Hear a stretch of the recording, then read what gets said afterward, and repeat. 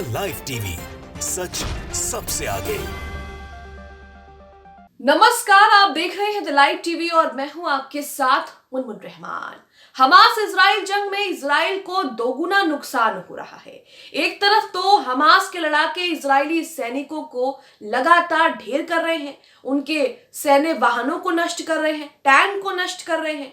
वहीं दूसरी तरफ हमास के लड़ाके इजरायली मिनिस्टर के बेटे को भी नहीं बख्श रहे हैं।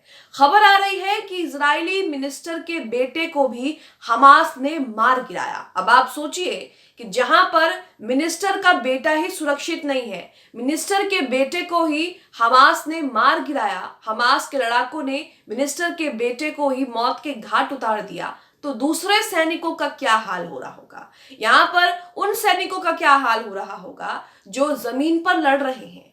यहाँ पर आप अपनी स्क्रीन पर अमरीश मिश्रा का ट्वीट देख रहे हैं, जिसमें पूरे मामले की जानकारी दी है और लिखा है कि कल पैलेस्टाइन स्वतंत्रता संग्राम यानी कि फ्रीडम फाइटर्स सेनानियों ने इजराइल द्वारा सरेआम सिविलियंस को नंगा करके गोली मारने का बदला लिया है। तो पहले इजराइल ने क्या किया? इजराइल, हम लगातार देख रहे हैं कि इजराइल कितना क्रूर हो रहा है, कितनी इजराइल गाजा में पहले से ही जो युद्ध के नियम है उन्हें ताक पर रखकर बार बार जो है वो वॉर क्राइम कर रहा है। और अब देखिए खबर आ रही है कि इजराइल ने सिविलियंस को नंगा करके सरेआम जो है उन्हें गोली मारी। इजरायली मिनिस्टर और आईडीएफ के पूर्व चीफ गादी ऐसेनकोट के बेटे को जंग के मैदान में गोली मार दी गई है। 8/12/2023 को इजराइल ने गाजा में 2 और अफसरों की मौत स्वीकारी है। तो यहाँ आप देख रहे हैं कि इजराइल का क्या, कितना और कैसे नुकसान हो रहा है। जो लोग कहते हैं कि इजराइल के सैनिक कहाँ मारे जा रहे हैं, सबूत दो, उनके सामने ये बीबीसी का पूरा आर्टिकल है जिसमें बताया गया है, खुद इजराइल स्वीकार कर रहा है कि मिनिस्टर का बेटा जो है वो हमास ने मार गिराया है। यहाँ आप देख रहे हैं कि हमास इजराइल के लिए कितनी बड़ी चुनौती हो गई है। बीबीसी का आर्टिकल है, इंग्लिश में आर्टिकल है, मैं आपको ट्रांसलेट करके बताऊंगी कि इसमें क्या लिखा है। हेडलाइन में लिखा हुआ है कि Israel war cabinet minister son killed in Gaza fighting, यानी कि यहाँ पर लिखा हुआ है कि गाजा में लड़ाई में इजराइल युद्ध कैबिनेट मंत्री का बेटा मारा गया है। तो यहाँ पर वॉर कैबिनेट मिनिस्टर का बेटा मार गिराया है। ये वॉर कैबिनेट मिनिस्टर पहले आईडीएफ के चीफ हुआ करते थे, लेकिन अब ये वॉर कैबिनेट मिनिस्टर हैं और उनके बेटे को हमास ने मार गिराया है। जब उनका बेटा ही सुरक्षित नहीं है तो सोचिए कि हमास बाकी सैनिकों का क्या हाल कर रही होगी, बाकी सैनिकों को किस तरह से जो है उनका सफाया कर रही होगी। आगे लिखा है, सेना का कहना है कि इजराइल के पूर्व सेना प्रमुख गादी ऐसेनकोट का बेटा, जो वर्तमान में देश की युद्ध कैबिनेट में मंत्री है, वो गाजा में मारा गया है। इसमें कहा गया है कि 25 साल के मास्टर सार्जेंट गैल ऐसेनकोट की गुरुवार को उत्तरी गाजा में मृत्यु हो गई है। तो यहाँ आप देख रहे हैं कि कहाँ मारा है, कैसे मारा है, ये सब बताया है। बीबीसी के इस आर्टिकल में आगे लिखा है कि इजरायली मीडिया का कहना है कि एमएसजीटी ऐसेनकोट एक सुरंग शाफ्ट में विस्फोट के बाद बुरी तरह घायल हो गए और बाद में अस्पताल में उनकी जो है वो मृत्यु हो गई। तो जिस सुरंगों में इजराइल पानी भर के वहां पर विस्फोट करने और वहां पर भूकंप पैदा करने, धमाका करने की योजना बना रहा था, वो उसके लिए ही अब जो है वो मुसीबत बनती जा रही है और उसी जाल में इजराइल जो है वो खुद फंसता जा रहा है। सोचिए, मिनिस्टर का बेटा भी वहां पर जो है किस तरह से मारा गया है। आगे लिखा है, प्रधानमंत्री बेंजामिन नेतन्याहू ने कहा है कि वो और उनकी पत्नी टूटे हुए दिल थे और गैल ऐसेनकोट एक सच्चे हीरो थे। अपने बयान में नेतन्याहू ने कहा है कि हमारे नायक व्यर्थ नहीं जाएंगे, हम जीत तक लड़ते रहेंगे।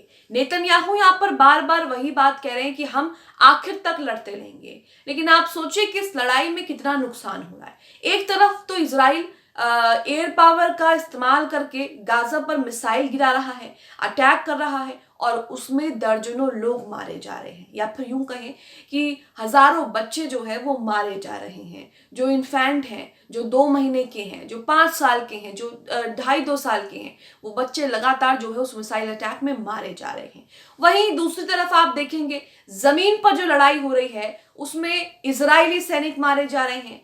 इजरायली सैनिक जो हैं वो लगातार हमास के सामने टिक नहीं पा रहे और हमास के लड़ाके उनका किस तरह से सफाया कर रहे हैं ये भी आप जानते हैं। लेकिन उसके बावजूद भी नेतन्याहू यहाँ पर एक ही बात कह रहे हैं कि हम तो जब तक उनको हराएंगे नहीं, खत्म नहीं करेंगे, तब तक वापस नहीं लौटेंगे। आप सोचिए कि जंग को कितने दिन हो चुके हैं, 1-1.5 महीने से ज्यादा का वक्त हो चुका है, जमीनी ऑपरेशन को भी महीने भर से ज्यादा हो चुका है, लेकिन अभी तक ये हमास को छू भी नहीं पाए हैं, अभी तक ये हमास का एक बार भी बाका नहीं कर पाए हैं। तो ऐसे में क्या मुमकिन होगा कि ये वहां पर जो है हमास का खात्मा करके ही लौटेंगे, या फिर इजराइल अपने लिए ही खुद जो है वो गड्ढा खोद रहा है। आगे लिखा है 63 वर्षीय गादी इसेनकोट एक युद्ध कठिन सेवानिवृत्त जनरल हैं जिन्होंने 2015 से 19 तक इजराइल के जनरल स्टाफ के प्रमुख के रूप में काम किया है। नेशनल यूनिटी पार्टी के एक विधायक भी हैं। वो 7 अक्टूबर को हमास द्वारा इजराइल पर हमला करने, लगभग 1200 लोगों की हत्या और लगभग 240 बंधकों को लेने के बाद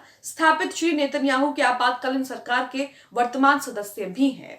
इजराइल ने गाजा पर हवाई बमबारी करके और जमीनी आक्रमण करके जवाब दिया। गाजा में हमास के अधिकारियों का कहना है कि इसमें 17,000 से अधिक लोग मारे गए हैं, लेकिन आंकड़े ज्यादा हो सकते हैं क्योंकि हमने आपको बार बार कहा कि वहां पर जो सिविलियंस की कॉलोनीज हैं, बिल्डिंग्स हैं, उन पर निशाना बनाया जा रहा है, उन पर जो है हमला किया जा रहा है और पूरे के पूरे मोहल्ले तबाह कर दिए गए हैं। कई लोग जो हैं, हजारों लोग जो हैं उसमें लापता भी हैं, मलबे के नीचे दबे होने की संभावनाएं भी जताई जा रही हैं। तो आंकड़ा जो है वो 17,000 से भी बड़ा हो सकता है। स्थानीय मीडिया ने बताया कि इस कोट को उनके बेटे की चोटों के बारे में सूचित किया गया था जब वो इजराइल रक्षा बल दक्षिणी कमान का दौरा कर रहे थे।